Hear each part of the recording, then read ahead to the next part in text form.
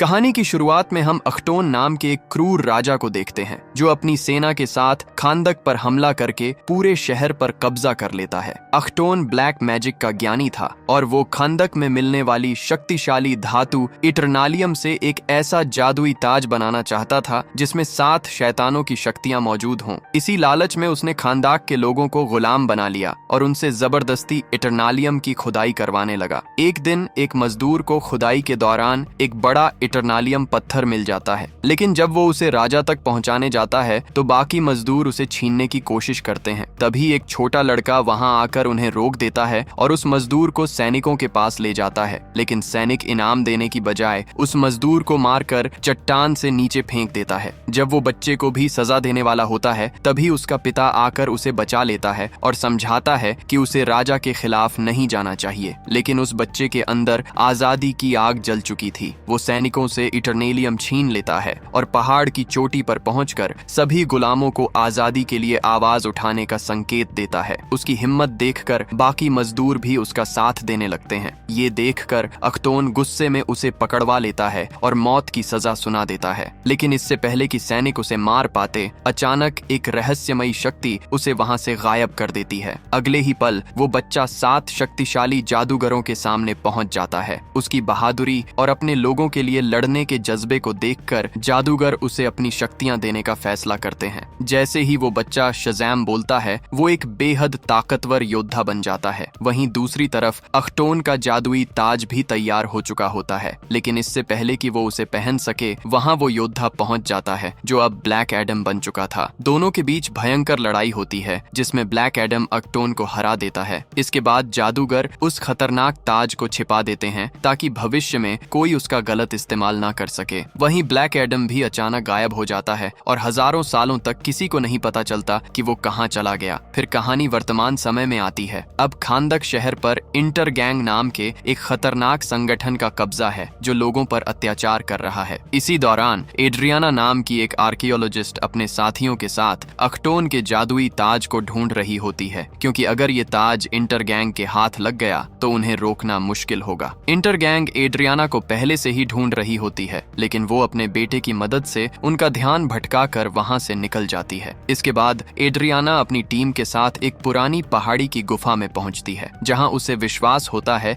कि वही रहस्यमयी ताज छिपा हुआ है। काफी मुश्किलों के बाद आखिरकार उन्हें वो ताज मिल जाता है, लेकिन तभी पता चलता है कि एड्रियाना का साथी इस्माइल असल में इंटर गैंग के साथ मिला हुआ है। वो उनकी लोकेशन बता देता है और कुछ ही समय बाद इंटर गैंग के लोग वहां पहुंच जाते हैं। जब वो एड्रियाना से ताज मांगते हैं तो वो ताज पर लिखे मंत्र को पढ़ना शुरू कर देती है और जैसे ही वो शज़ैम बोलती है 5000 सालों से गायब ब्लैक एडम वापस आ जाता है। इंटर गैंग के सैनिक उसे पकड़ने की कोशिश करते हैं, लेकिन ब्लैक एडम के सामने उनकी ताकत कुछ भी नहीं होती। वो अपनी जबरदस्त शक्तियों से एक एक करके सभी सैनिकों को खत्म कर देता है। इसी दौरान जब एक बड़ा पत्थर एड्रियाना के ऊपर गिरने वाला होता है तो ब्लैक एडम अपनी शक्ति से उसे तोड़कर उसकी जान बचा लेता है। दरअसल ब्लैक एडम को पता ही नहीं होता कि वो 5000 साल बाद जागा है। उसे लगता है कि इंटर गैंग के लोग अख्टोन के सैनिक हैं, इसलिए वो उन पर हमला कर रहा होता है। गुफा से बाहर निकलने के बाद ब्लैक एडम का सामना इंटर गैंग की पूरी सेना से होता है जिनके पास भारी हथियार और मिलिट्री हेलीकॉप्टर्स भी होते हैं, लेकिन ब्लैक एडम अपनी ताकत से उन सभी को आसानी से खत्म कर देता है। एड्रियाना जब अपने दोस्तों के साथ गाड़ी में बैठी होती है तभी वहाँ ब्लैक एडम आ जाता है। वो समझ नहीं पाता कि ये लोग उसके दुश्मन हैं या दोस्त, इसलिए उन्हें घूरने लगता है। तभी एक इंटर गैंग सैनिक इटरनालियम से बनी मिसाइल से ब्लैक एडम पर हमला कर देता है। ब्लैक एडम उसे रोक तो लेता है, लेकिन इटरनालियम की वजह से घायल हो जाता है और बेहोश होकर जमीन पर गिर जाता है। इसके बाद पता चलता है कि इस्माइल अभी भी जिंदा है और वो इंटर गैंग के अधिकारी को मार देता है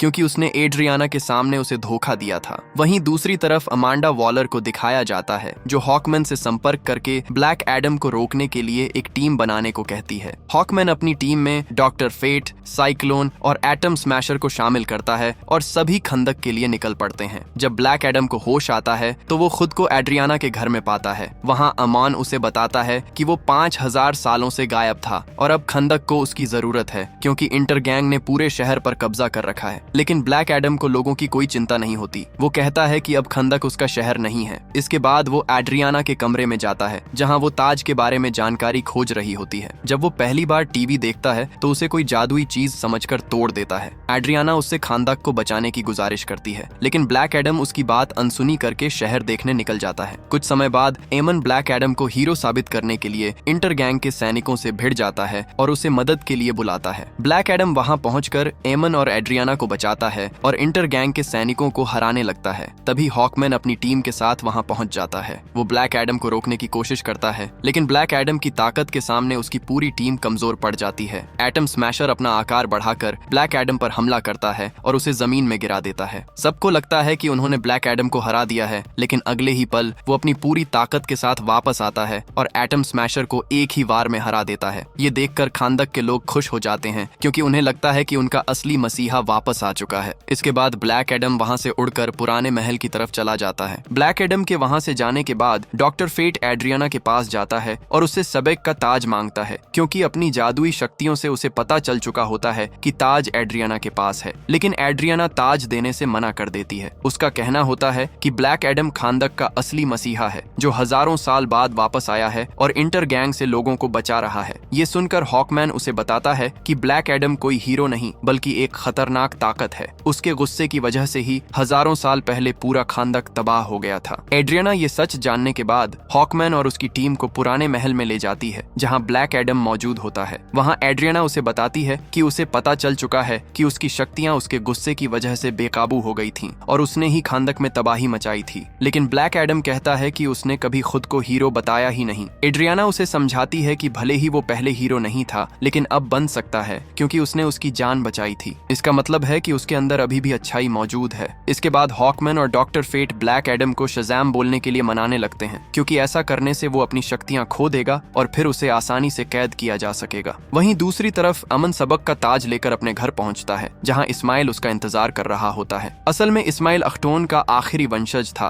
और सबक के ताज की शक्ति हासिल करना चाहता था। इस्माइल अमन से ताज मांगता है, लेकिन इससे पहले कि अमन उसे ताज दे पाता, एड्रियाना का भाई उस पर हमला कर देता है। लेकिन इस दौरान उसे गोली लग जाती है और घायल होने के बाद भी एमन किसी तरह छिपकर एड्रियाना को खतरे की जानकारी दे देता है। ये सुनकर एड्रियाना ब्लैक एडम से एमन को बचाने की गुजारिश करती है। ब्लैक एडम तुरंत उसकी मदद के लिए निकल पड़ता है। दूसरी तरफ एमन इंटर गैंग के सैनिकों से बचने की कोशिश कर रहा होता है। तभी ब्लैक एडम वहां पहुंचकर उसे बचा लेता है और सभी सैनिकों को खत्म करने लगता है। लेकिन इसी मौके का फायदा उठाकर इस्माइल अमन को किडनैप कर लेता है और वहां से भाग जाता है। जब ब्लैक एडम को पता चलता है कि अमन गायब है, तो वो इंटर गैंग के हर ठिकाने को खोजना शुरू कर देता है। वहीं हॉकमैन, साइक्लोन और एटम स्मैशर भी उसकी मदद करने लगते हैं ताकि एमन को ढूंढा जा सके। लेकिन दोनों के तरीके अलग होते हैं। हॉकमैन बिना किसी को नुकसान पहुंचाए एमन को बचाना चाहता है, जबकि ब्लैक एडम रास्ते में आने वाले हर दुश्मन को खत्म कर देता है। आखिर में एक ही फ्लाइंग ऑब्जेक्ट बचता है और ब्लैक एडम को यकीन होता है कि एमन उसी में है। उसका पायलट ब्लैक एडम से बचने के लिए अपनी स्पीड बढ़ा देता है और कुछ ही सेकंड में वो इजिप्ट से चाइना तक पहुंच जाते हैं। लेकिन ब्लैक एडम उससे भी तेज उड़कर उस शिप को पकड़ लेता है और उसे क्रैश होने से बचा लेता है। जब वो अंदर जाकर देखता है तो अमोन वहां नहीं होता। गुस्से में ब्लैक एडम पायलट को मार देता है। इसके बाद डॉक्टर फेट उससे संपर्क करके कहता है कि पकड़े गए इंटर गैंग अधिकारी को लेकर आओ, ताकि वो उसका दिमाग पढ़कर पता लगा सके कि एमन को कहां रखा गया है। लेकिन अब ऐसा करना मुश्किल हो जाता है, क्योंकि ब्लैक एडम ने पायलट को खत्म कर दिया था। इसके बाद एड्रियाना के भाई को दिखाया जाता है, जिसे डॉक्टर फेट ने बचा लिया था और अब साइक्लोन उसका इलाज कर रही होती है। वहीं एड्रियाना अपने बेटे के ना मिलने से परेशान होती है। तभी हॉकमैन 2 इंटर गैंग सैनिकों को पकड़कर वहां ले आता है, ताकि डॉक्टर फेट उनसे पूछताछ करके एमन का पता लगा सके।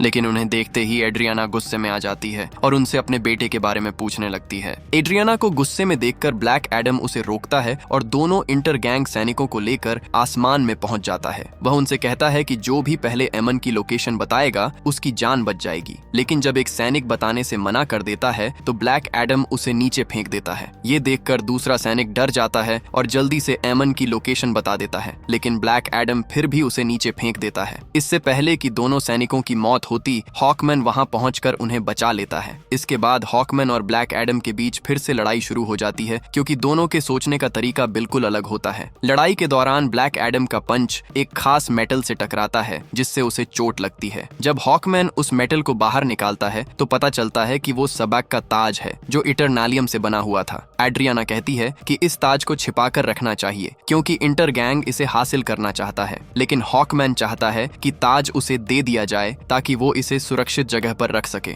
एड्रियाना मना कर देती है और कहती है कि जब तक अमोन नहीं मिलता ताज उसी के पास रहेगा और ब्लैक एडम भी उनकी मदद करेगा। आखिरकार सभी इस बात के लिए तैयार हो जाते हैं और हॉकमैन की शिप से आल हादिदिया माइन की तरफ निकल पड़ते हैं, जहां इंटरगैंग के सैनिकों से पता चलता है कि इस्माइल ने अमोन को वहीं छिपाया है। रास्ते में डॉक्टर फेट हॉकमैन को समझाता है कि हमें ब्लैक एडम से लड़ना नहीं बल्कि उसके साथ मिलकर काम करना चाहिए, क्योंकि अभी वही हमारी सबसे बड़ी ताकत है। जब ये लोग वहां पहुंचते हैं तो हॉकमैन एक प्लान बनाता है, लेकिन ब्लैक एडम उसकी बातों को नजरअंदाज करके अकेले ही इंटरगैंग के सैनिकों से लड़ते हुए आगे बढ़ जाता है। वो आसानी से सभी सैनिकों को हराता हुआ उस जगह पहुंच जाता है जहां इस्माइल ने अमन को कैद कर रखा होता है। लेकिन जैसे ही ब्लैक एडम आगे बढ़ता है वो एक सुरक्षा कवच से टकराकर पीछे गिर जाता है, क्योंकि वो कवच प्योर इटरनेलियम से बना होता है। तभी हॉकमैन और उसकी टीम भी वहां पहुंच जाती है। इस्माइल अमोन के बदले सबाक का ताज मांगता है। अपने बेटे की जान बचाने के लिए एड्रियाना उसकी बात मान जाती है। इस्माइल कुछ समय के लिए सुरक्षा कवच हटा देता है और एड्रियाना को अंदर आने देता है, लेकिन जैसे ही एड्रियाना उसे ताज देती है इस्माइल अपना वादा तोड़ देता है और अमोन को मारने की कोशिश करता है। लेकिन गोली लगने से पहले ब्लैक एडम अपनी तेज रफ्तार से अमोन को बचा लेता है। इस समय ब्लैक एडम बेहद गुस्से में होता है और उसकी शक्तियां बेकाबू हो जाती हैं। चारों तरफ बिजली फैलने लगती है और एक जबरदस्त विस्फोट हो जाता है। हॉकमैन एड्रियाना को, एटम स्मैशर साइक्लोन को और डॉक्टर फेट अमोन को बचा लेते हैं। वहीं इस विस्फोट में इस्माइल और उसके सारे सैनिक मारे जाते हैं। इसके बाद ब्लैक एडम वहां से चला जाता है और हॉकमैन उसके पीछे जाता है। वहीं बाकी लोग अमन को लेकर शिप में वापस आ जाते हैं, क्योंकि उसकी हालत बहुत खराब होती है। इसके बाद ब्लैक एडम पुराने खांदक महल के खंडहरों में खड़ा होता है, जहां हॉकमैन उसके पास पहुंचता है। वहां ब्लैक एडम अपनी असली कहानी बताता है। वो कहता है कि वो असली चुना हुआ वॉरियर नहीं था बल्कि उसका बेटा था। जब जादूगरों ने उसके बेटे को शक्ति देने का फैसला किया तो अख्टोन ने गुस्से में उसके परिवार को नुकसान पहुंचाया और उसे बुरी तरह घायल कर दिया।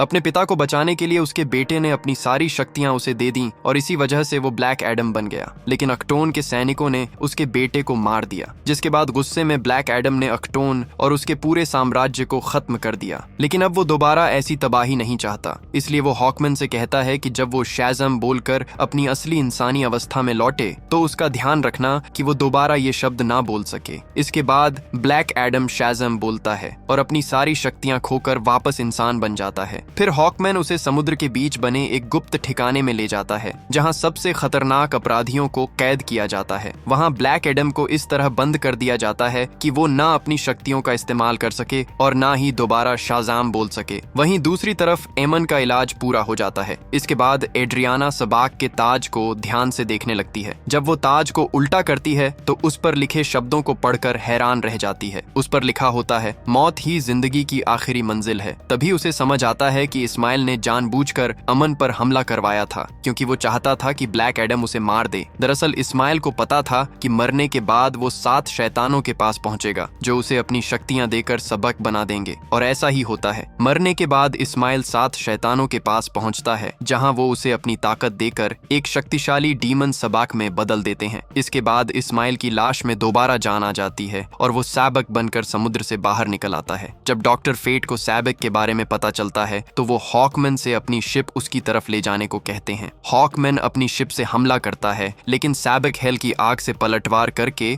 शिप को बुरी तरह नुकसान पहुंचा देता है। इसके बाद हॉकमैन और उसकी पूरी टीम सैबक को रोकने की कोशिश करती है, लेकिन उसकी ताकत के सामने सभी कमजोर पड़ जाते हैं। सैबक उन्हें हराकर खांदक के थोर्न पर कब्जा करने निकल जाता है, क्योंकि थोर्न पर बैठते ही हेल की सेना उसकी गुलाम बन जाती। जब हॉकमैन फिर से उसका पीछा करने जाता है तो डॉक्टर फेट एक जादुई दीवार बना देते हैं। वो हॉकमैन को रोकते हुए कहते हैं कि भविष्य में उन्होंने देखा है कि सैबक से लड़ाई के दौरान उनकी टीम का एक सदस्य मारा जाएगा, इसलिए वो खुद सैबक को रोकने का फैसला करते हैं। डॉक्टर फेट अपनी जादुई शक्तियों से सैबक को रोकने की कोशिश करते हैं, लेकिन उन्हें पता होता है कि वो ज्यादा देर तक उसका सामना नहीं कर पाएंगे, इसलिए वो ब्लैक एडम को कैद से आजाद कर देते हैं, क्योंकि अब सिर्फ वही सबाक को हरा सकता था। ब्लैक एडम अपनी कैद तोड़कर वापस आने लगता है। वहीं दूसरी तरफ सबाक डॉक्टर फेट को हरा देता है और आखिरकार खांदक के थोर्न पर बैठ जाता है। थोर्न पर बैठते ही सबाक पहले से भी ज्यादा शक्तिशाली बन जाता है और हॉकमैन की टीम को दूर फेंक देता है। इसके बाद पूरे शहर में हेल की सेना हमला करना शुरू कर देती है। एड्रियाना अपने भाई के साथ मिलकर उनका सामना करती है। तभी अमन शहर के लोगों को साथ लेकर आता है और सभी मिलकर हेल की सेना से लड़ने लगते हैं। वहीं सैबक हॉकमैन को बुरी तरह हरा रहा होता है और ब्लैक एडम की मूर्ति गिरा देता है। लेकिन इससे पहले कि मूर्ति के नीचे दबकर अमन की जान जाती, ब्लैक एडम वहां पहुंचकर उसे बचा लेता है। इसके बाद ब्लैक एडम और सेबेक के बीच एक जबरदस्त लड़ाई शुरू हो जाती है। लड़ाई के दौरान सेबेक हॉकमैन पर हमला करता है और उसका शरीर राख में बदल जाता है, लेकिन हॉकमैन मरा नहीं होता। दरअसल डॉक्टर फेट के हेलमेट की मदद से उसने अपना एक जादुई छलावा बनाया था। अब हॉकमैन अपने कई सारे छलावे बनाकर सेबेक को रोकता है और इसी मौके का फायदा उठाकर ब्लैक एडम उस पर हमला कर देता है। आखिरकार ब्लैक एडम सेबेक को खत्म कर देता है और खंदाक को बचा लेता है। अब हॉकमैन को समझ आ जाता है कि ब्लैक एडम कोई दुश्मन नहीं बल्कि एक अच्छा इंसान है। इसके बाद हॉकमैन अपनी टीम के साथ वहां से चला जाता है और डॉक्टर फेट का हेलमेट अपने नए मालिक की तलाश में गायब हो जाता है। वहीं ब्लैक एडम खांदक की थोर्न पर बैठता है, लेकिन अगले ही पल उसे तोड़ देता है। वो कहता है कि खांदक के लोग अब किसी राजा के गुलाम नहीं बल्कि आजाद रहेंगे।